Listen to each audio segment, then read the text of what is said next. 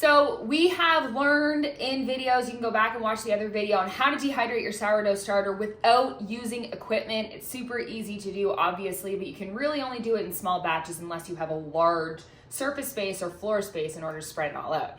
So today we're going to talk about how to bulk batch dehydrate your sourdough starter. So why would you want to do this? Well, sometimes it's really fun to gift your sourdough starter to people. So you can dehydrate it, a whole bunch of it, and you can put it in little baggies and you can give it away as gifts with instructions on how to rehydrate it.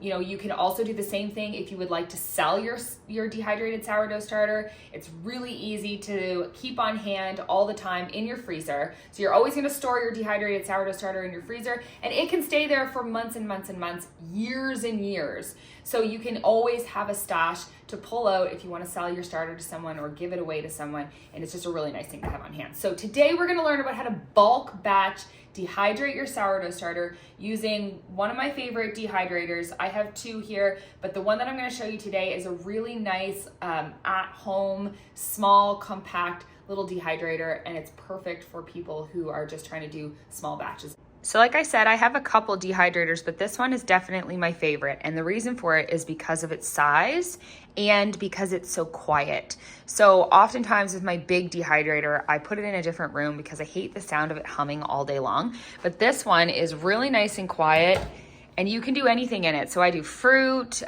can do beef jerky, you can do, whatever. So today we're gonna do sourdough starter, but it just has these trays, and then I'll show you kind of how I line the trays properly for using it for a sourdough starter. But this is London Sunshine, and I will tag this unit in the caption, but it's just a really nice, compact, small, it fits right underneath of my cabinets, and I love it for just at-home use. So definitely recommend this one if you're just doing like small batch stuff in your kitchen.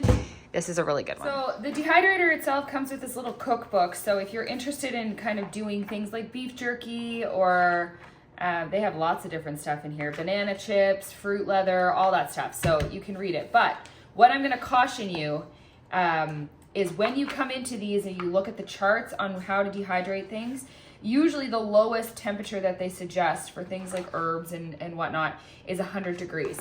You want to keep your dehydrator under 100 degrees for your sourdough starter, or it's going to kill your culture. So we're going to do ours at probably 98 is the most you want to get it to. We're going to do ours at 95. So these fit in your dehydrator. And I like to cover mine. I think you can get special trays that go over top of these for starter or liquid or things like that, but I don't actually have them for mine. So I just line mine with parchment paper, and I'm gonna show you how we spread that on. All right, so we got our sourdough starter here, and it's pretty soupy looking, isn't it? So the trick here is I fed this yesterday, and I purposely did that and left it until now, I think early yesterday, because I wanted it to rise and then fall. So then you have it's come to its peak, it's fermented optimally, and it's fallen back down a little bit, and that's okay. You don't want to catch it kind of like when you first make your sourdough starter, because then there's no activity in it. But I know that there has been activity in this, and so it's okay to use a flatter starter. It's actually better to use a flatter starter. And the reason for that is because if this was really active, how difficult would this be to spread around? So you just want to make it almost like paper thin. And I like to cover as much of the parchment paper as I possibly can. I find these like little icing spreaders work really well too. Okay. So basically what you're trying to do, and the parchment paper is going to be quite wet, what you're trying to do is you're just trying to spread it evenly over your parchment paper and not have like thick clumpy parts. And because the thick clumpy parts have a really hard time getting dehydrated to the point that you can crumble the mixture. Okay, so basically this is what it's going to look like on each one. We'll go through and we'll do the rest of them.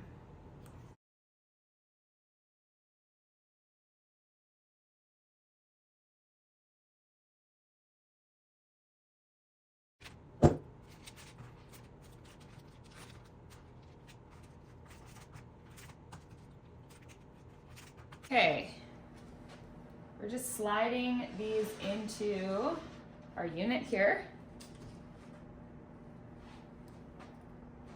kind of in whatever order you want. It's not going to be, you know, if you're commercially distributing your sourdough starter or anything like that, but it's just a really nice way to always have some on hand. And the reason I like using the dehydrator if I'm doing a large batch rather than using nothing at all, so rather than just leaving it on the counter, is it cuts the time down so much when you put it in an actual unit. So where it might take, you know, over a day to do it on your counter if you're doing a tiny little bit, this doesn't take near as long, like nearly hours. Okay, so we're gonna slide that in, and then we're just closing up the unit, and then we're gonna hit temp. So it's already quite high, so we wanna turn that all the way down to 95, and then hit start. And you can listen to it, like you can barely hear this unit. It is so nice. It's quieter than my heat pump. So it works out really well to just have it sitting in the kitchen because it's not this like large fan that you're listening to like my other one is. So I love having this unit in my kitchen. It works really nicely. So you can see why it's really important to spread it evenly, because you can see all this is starting to break. But over here, I must have got it a little bit thicker, and so it's still a little bit gummy. I mean, this is monumentally faster than just doing it on your counter, obviously. So, you know, if you have a lot to do. So this one is still not quite done either, but over on this side it is. So just really important to keep it nice and even. But if you have a lot to do, then the dehydrator is definitely the way to go. You know, it's only been a few hours and this is pretty much almost done rather than a whole day. So we have all of our sheets out of the dehydrator now. Basically what we're doing is we're just trying to separate it off the parchment paper. And then we're just going to gently dump them into a bowl. So you can store them like this if you want to. I don't find they rehydrate quite as well like this, so I like to break them up nice and small. So we'll put them in a little bowl like this. So just folding, and that basically brings most of it off. You might have to crumple it.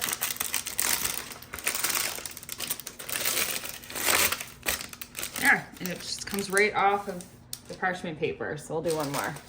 So you're just holding the parchment paper, basically just scrunching it up, and it comes right off.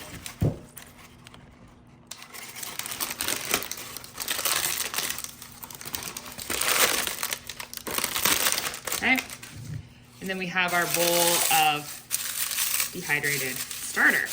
And I'll show you what we're gonna do with that next. So this next step is purely optional, but I do find that it is a bit easier to rehydrate when the flakes, like I said, aren't quite so big. So I like to I kind of have this coffee grinder that I use just for like grinding flax or grinding my sourdough starter. And so I just like to give it a quick pulse.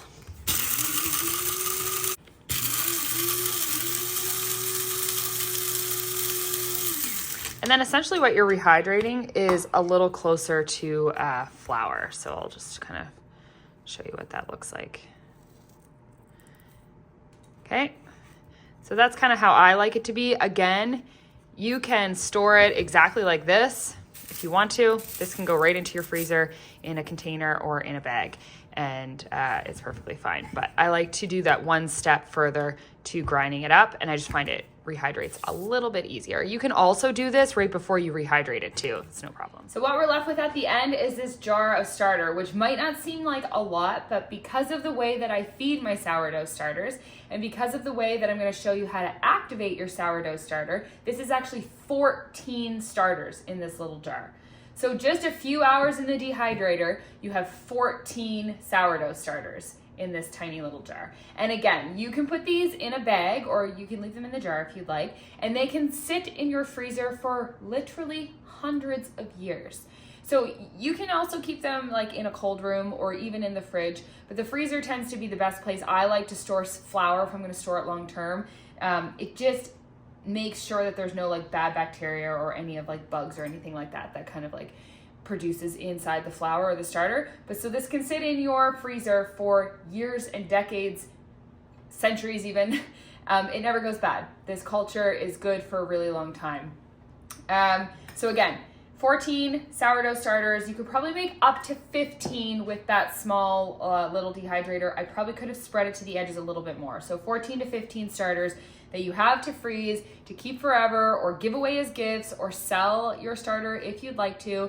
If you're gonna sell your starter, if you're gonna give it away, I highly suggest not dehydrating and gifting like brand new cultures. This is probably a 60-year-old sourdough starter.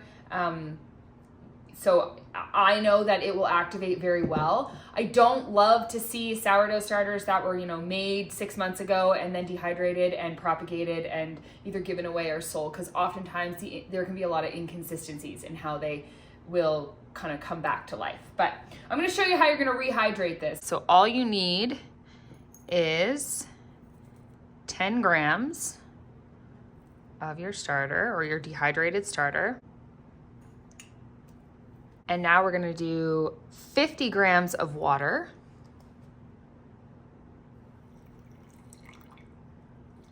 And then we're gonna take our spoon and we're just going to stir that around. And we're gonna kind of let that dissolve. And so you can see what I mean by it's easier to hydrate when it's smaller like this, because it just sort of dissolves right into the water. So we're gonna actually leave that to sit for, I don't know, maybe 10 or 15 minutes, and then we'll come back and we'll add our flour. Okay, let's take a look. So you'll see that it's really quite dissolved when we can mix that in. So now we're just gonna add in 50 grams of flour. So you wanna use like a nice high protein flour, and you're gonna mix that up.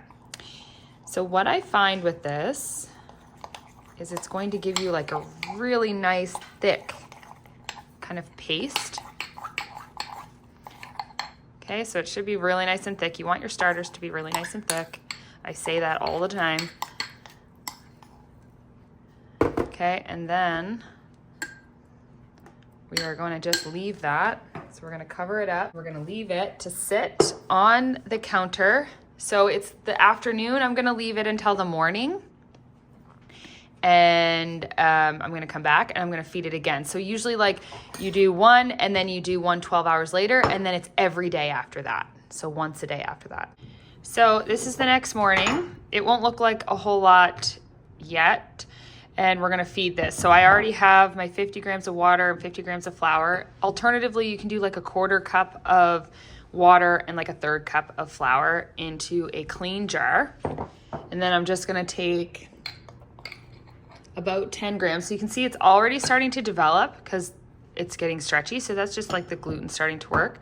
So this is about 10 grams, might be a little bit more. That's fine. You're just gonna take a big spoonful and then you're just gonna stir it up.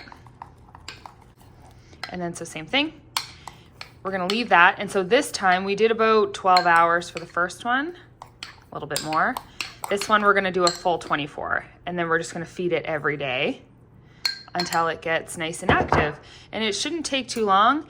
This should be probably like 4 or 5 days before we'll start to see like some decent activity in there. And it should start to kind of like bubble and get a consistency like this. And that's it. That's how you hydrate it. So we're just gonna use this as our new starter, keep feeding it every day, and eventually it will get nice and active.